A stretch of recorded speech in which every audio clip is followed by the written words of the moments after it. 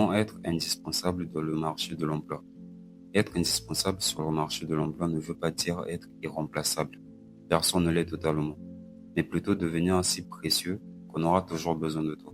Déjà, il faudra développer une expertise rare, maîtriser une compétence très demandée mais peu répandue. Cybersécurité, IA, data, finance avancée, gestion de crise, etc. Ne pas se contenter de savoir, mais être meilleur que la majorité dans ton domaine. Exemple, un comptable est utile. Ok, mais un comptable qui maîtrise l'automatisation par l'IA et la fiscalité internationale devient indispensable. Puis, tu dois être adaptable. Le marché évolue vite. L'indispensable, c'est celui qui apprend en continu. Être capable de changer d'outils, de méthode, de stratégie selon le contexte. Celui qui refuse la digitalisation disparaît. Celui qui s'y adapte survit. Celui qui l'anticipe devient leader. Ensuite, il y a aussi l'allié hard skill et soft skill. L'hard skill, c'est des compétences techniques, ton expertise. Les soft skills, ce sont des compétences humaines, communication, leadership, résolution de problèmes, intelligence émotionnelle. Beaucoup savent coder, mais peu savent coder, plus expliquer, plus diriger une équipe. Tu dois résoudre des problèmes concrets. Les entreprises paient pour qu'on résolve des problèmes. Plus ton impact est direct sur la croissance, les économies ou la sécurité, plus tu deviens indispensable. Pose-toi toujours la question. Comment ce que je fais aide directement à gagner du temps, de l'argent ou de la valeur? Tu dois construire ton réseau et ta réputation. Être excellent ne suffit pas. Il faut que ça se sache. Sois la personne à qui on pense immédiatement quand un problème précis apparaît. C'est ce qui transforme un bon employé en référence incontournable.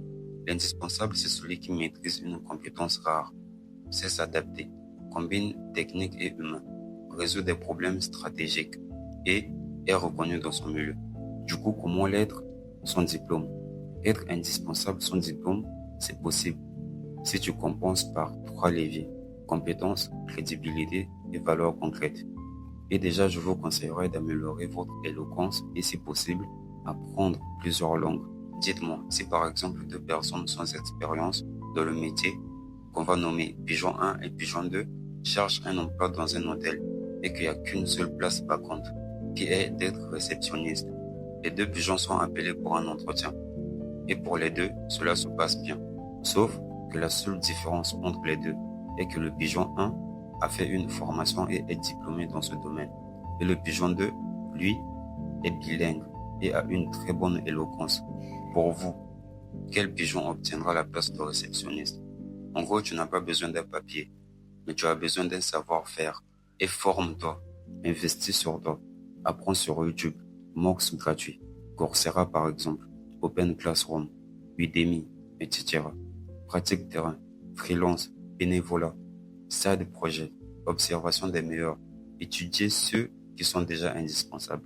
Beaucoup de développeurs, graphistes, monteurs vidéo ou marketeurs n'ont aucun diplôme, mais un portfolio puissant et pensent plus à résoudre des problèmes réels comme je l'ai dit tout à l'heure.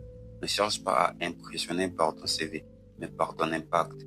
Dis-toi, comment puis-je faire gagner du temps, de l'argent ou de la visibilité à cette entreprise ou à cette personne?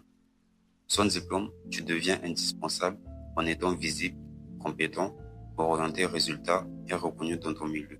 Le papier tombe, mais les résultats restent.